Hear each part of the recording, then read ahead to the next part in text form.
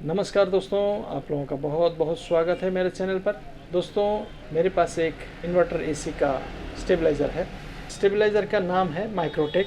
इस Microtek stabiliser में एक प्रॉब्लम था जो कि बहुत छोटा प्रॉब्लम था, पर आइडिया नहीं है तो ये बहुत बड़ा प्रॉब्लम हो सकता है। तो आज हम इस स्टेबलाइज़र का यही प्रॉब्लम का सल्यूशन देखने जाएंगे। इस स्टेबलाइज़र में ये प्रॉब्लम था कि जब भी इस स्टेबलाइज़र को किसी भी कंडीशन में इस स्टेबलाइज़र को ऑन किया जाता है तो इस स्टेबलाइज़र का जो डिस्प्ले है, इस डिस्प्ले में ओवरहीट शो करता है और साथ में इसका जो कूलिंग फैन है ये भी चलने लगता है। कूलिंग फैन के साथ इस स्टेबलाइज़र से आउटपुट निकलना बंद हो जाता है।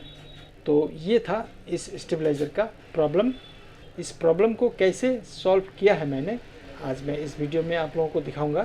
दोस्तों, पहले तो हम थोड़ा जान लेते हैं कि एक्चुअली में ये जो कूलिंग फैन कब चलता है।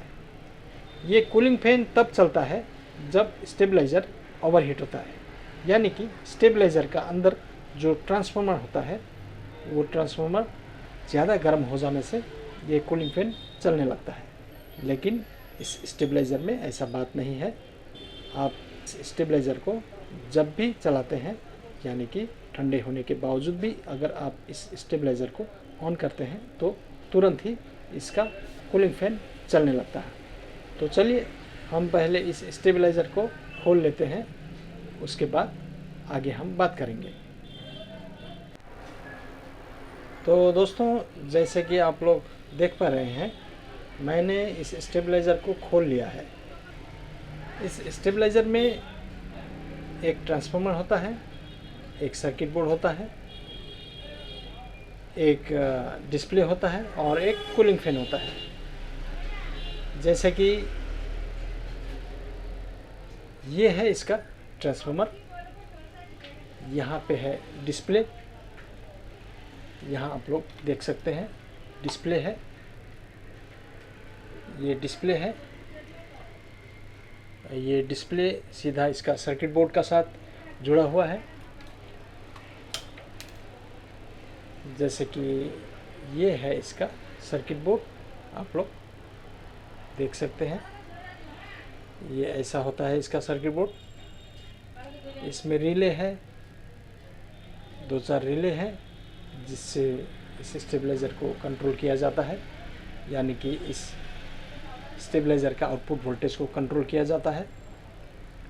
और यहाँ पे है कूलिंग फैन, ये आप लोग देख सकते हैं, यहाँ पे कूलिंग फैन है। इससे इस स्टेबलाइज़र का जो हीट है, इस हीट को बाहर निकालता है। तो दोस्तों, ये ट्रांसफार्मर ज़्यादा गर्म होने से इस सर्किट बोर्ड को एक सिग्नल जाना चाहिए, तब ये सर्किट बोर्ड इस कूलिंग फैन को चलाएगा और यहाँ से आउटपुट वोल्टेज निकलना बंद हो जाएगा। तो वो सेंसर कहाँ होता है, पहले हम उसे देखते हैं, जो कि इस स्टेबलाइज़र में उस सेंसर का ही प्रॉब्लम था। उस सेंसर के लिए ऐसा हुआ था, पर मैंने सेंसर चेंज नहीं किया है। सेंसर का मैंने क्या चेंज किया है वो अभी हम देखेंगे। पहले सेंसर को देख लेते हैं। एक्चुअली हम उस सेंसर को देख नहीं पाएंगे क्योंकि वो इस ट्रांसफार्मर का अंदर होता है, तो उस सेंसर का हम वायर देखेंगे। ये जो येलो वायर है, पीला रंग का, ये वायर यहाँ पतला वायर है। यहाँ पे आप लोग अच्छा से देखिए, ये दो ब्लैक वायर है। इन दो ब्लैक वायर, ये दो ब्लैक वायर सेंसर का है और ये सेंसर अंदर है इसका, बीच में कॉपर कॉइल का बीच में, और इस सेंसर में ये दो येलो वायर जुड़ा हुआ है। तो इसी दो येलो वायर से सर्किट बोर्ड को सिग्नल मिलता है कि ट्रांसफार्मर ओवरहीट हो गया है, इसका आउटपुट बंद करना चाहिए और इसका कूलिंग फैन चलना चाहिए। तो इस स्टेबलाइज़र में क्या हो रहा था, जब भी हम इस स्टेबलाइज़र को ऑन करते हैं तो ये ओवरहीट शो करता था, इसका आउटपुट निकलना बंद हो जाता था और कूलिंग फैन चलने लगता था। तो ये एक्चुअली में सेंसर का वजह से हो रहा था। ये ट्रांसफार्मर ठंडा होने के बावजूद भी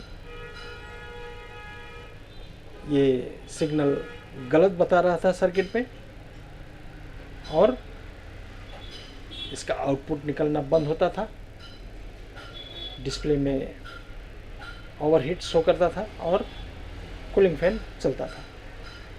तो मैंने क्या किया, ये जो सेंसर है ये सेंसर को छेड़ा नहीं, इसे ऐसे ही रहने दिया। तो मैंने इसे यहाँ ऐसे ट्रेस करके देखा, यहाँ पे इसका जो सेंसर जहाँ लगता है वहाँ पर मैंने देखा, आप लोग भी देख सकते हैं, सेंसर जहाँ लगता है वहाँ पर एक सॉकेट रहता है इस तरह का एक सॉकेट रहता है जो कि वो येलो वायर में जुड़ा हुआ था। उसे मैंने काटा क्योंकि इस सॉकेट से सर्किट बोर्ड को प्रॉपर अच्छी तरह से कनेक्शन नहीं मिल रहा था। शायद इसका ये जो पिन का जो सॉकेट है वो लूज हो गया है, उसका वजह से इस सॉकेट से सेंसर का सिग्नल सर्किट बोर्ड में नहीं मिल रहा था और ऐसा प्रॉब्लम हो रहा था। तब मैंने क्या किया, इस सॉकेट को काटकर बाहर फेंक दिया और इसे डायरेक्ट मैंने पिन पे सोल्डर कर दिया है, आप लोग देख सकते हैं। इसे मैंने पिन में सोल्डर कर दिया है, आप लोग देख सकते हैं अच्छी तरह। तो दोस्तों यही था इस स्टेबलाइज़र का सॉल्यूशन। इस स्टेबलाइज़र में जो प्रॉब्लम हुआ था मैंने इस तरह सॉल्व किया है। मेरा उद्देश्य यही है कि इस तरह का समस्या आप लोगों को मिलने से आसानी से रिपेयर कर सके और जल्दी हो, ताकि आप लोगों को परेशानी ना हो। तो चलते हैं दोस्तों, हम फिर इसी तरह का अच्छा टॉपिक लेके आते रहेंगे और आप लोगों को सिखाते रहेंगे। आज के लिए इतना ही, धन्यवाद दोस्तों।